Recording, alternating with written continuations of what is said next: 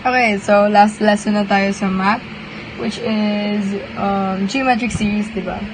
So, alam nyo naman yung formula sa ating geometric sequence and mean. So, hindi na natin kailangan yan. Ano infinite? Okay, so sa geometric series, medyo naiiba siya sa arithmetic series. Sa geometric series kasi may dalawa, may infinite, may finite. So, first, paano natin ma-determine kung infinite siya? Kung 1, 2, 3, 4, 5, so on. Pag ganyan yung question mo. Pag finite naman, kapag 1, 2, 3, 4, 5, and what is the sum of the first 20 terms. So, yan lang yan yung question. Okay? Basta sa infinite, yan yung dot, dot, dot. Tapos sa finite naman, pag may nakita ko the sum of the first 20 terms. And pag may last term na given, that's finite. So, dali na lang yan para sa inyo. Alam niyo yan. Diretso na tayo sa formula. So, sa infinite, meron tayong formula na a sub 1 is over 1 minus r. Okay? Where r is our ratio. And then sa finite naman, magiging, yan, infinite. Infinite yan. And then, S sub n sa finite is equal to a sub 1 multiplied by 1 minus r raised to n all over 1 minus r. Okay, so yun yung formula natin. Okay, isang example natin is 39, 27, 81, so on. Ang hinahanap ay S sub 10. So, halata na ito ay isang finite series. So, finite series siya kasi may hinahanap kang value ni S. Ano na kung dinta? A sub 1. Siyempre, hanapin natin muna yung mga values. Oh no.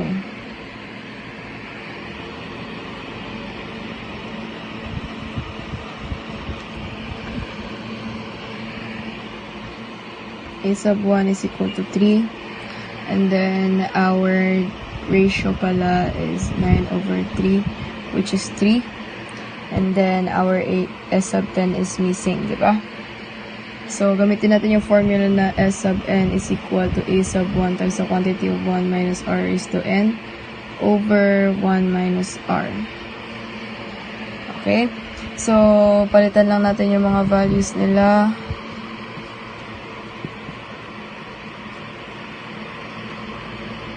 Tama lang. Okay.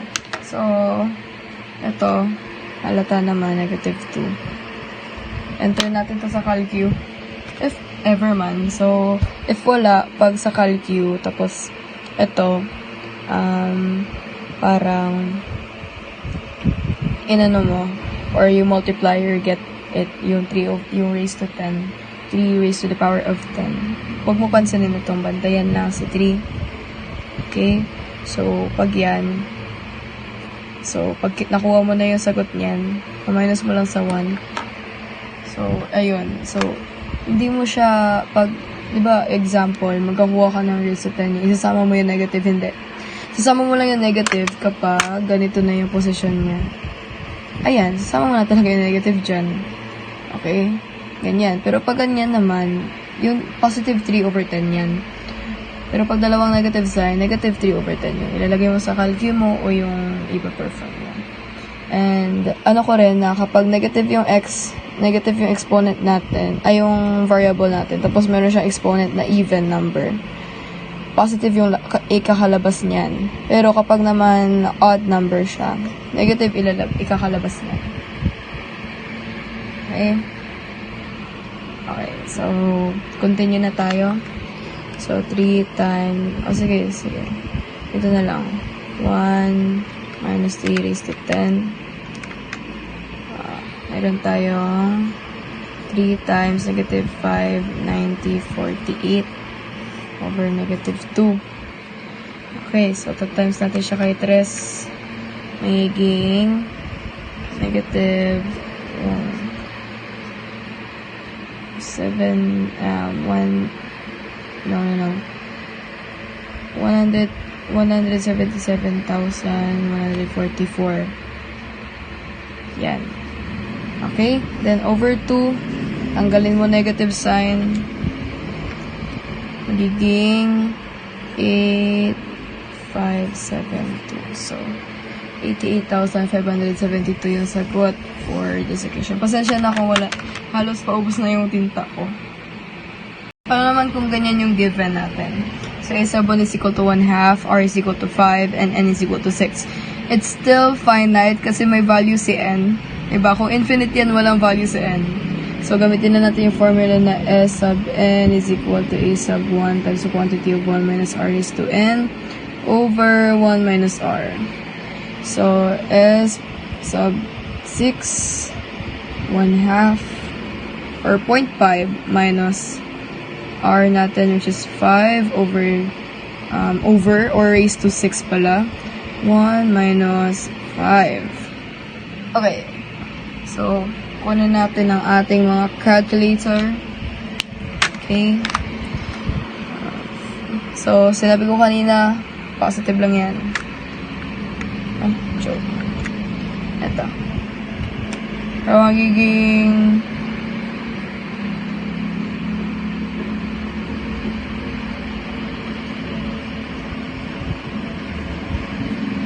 negative 4 kasi 1 minus 5, diba? So, minus mo lang yung 1 dito, magiging negative 15,624. And then, multiply mo lang siya kay ayan, minus ko lang kay 1. Okay. 1 minus and then, multiply by 0.5. So, pag 0.5 siya, magiging negative 7,812. 0.5 or 1/2, ah. Baka naman taka kayo, saan ko nakuha yung 0.5? 7, 8, 12. So, divide lang natin siya kay 4, negative 4. So, tanggalin negative sign.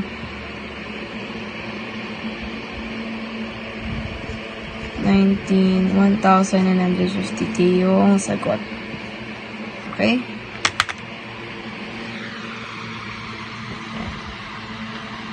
Paano naman kung ganyan 4, 2, 1, 1/2, and 1/4, and so on. So, wala siyang given na n, na value ni n. So, infinite na tayo.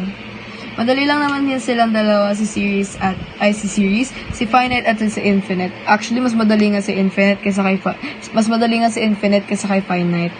So, A sub 1 will be 4. And then, ang hinahanap natin ay, wala, yung infinite lang. So, A sub 1 is 4, and yung R natin ay 2 over 4, which is 1/2. Okay? So, ang formula natin is S sub infinity over A sub 1 over 1 minus R. Diba? So, A sub 1 natin is 4 over 1 minus 1/2. So, 1 minus 1/2, 1/2 rin yan. Diba? Hindi natin kailangan ng calculate dyan. So, 4 over 1/2. It's 2. Ay, joke lang. It's 8. Wait. Kasi, if wala kayong calculator, tapos 4 divided by 1/2, ibig sabihin, ganyan, divided by 1/2, diba? Kaso, pag division kasi, babalik na rin mo to.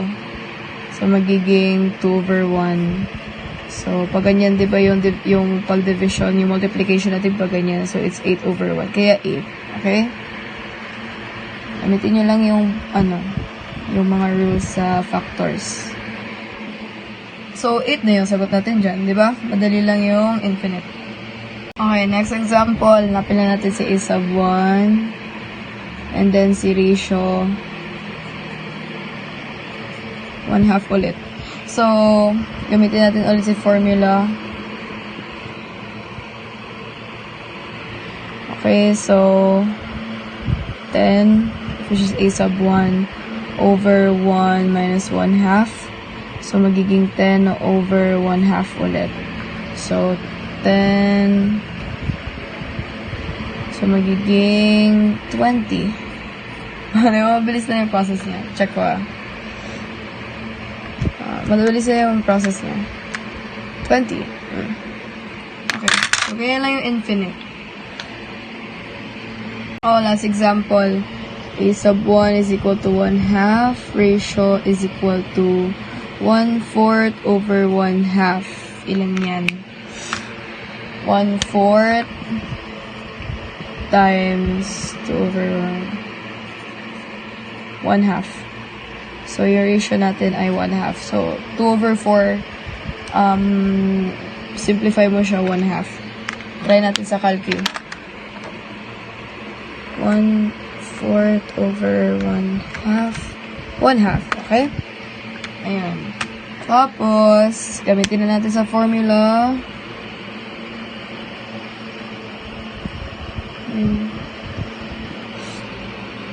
1 half over 1 minus 1 half. Basically, it's 1 half over 1 half. It's 1. Okay? Check natin. 1 half, 1 minus 1 half, 1. So, ganyan lang yan. Naway payagan tayo mag-calculator sa exam.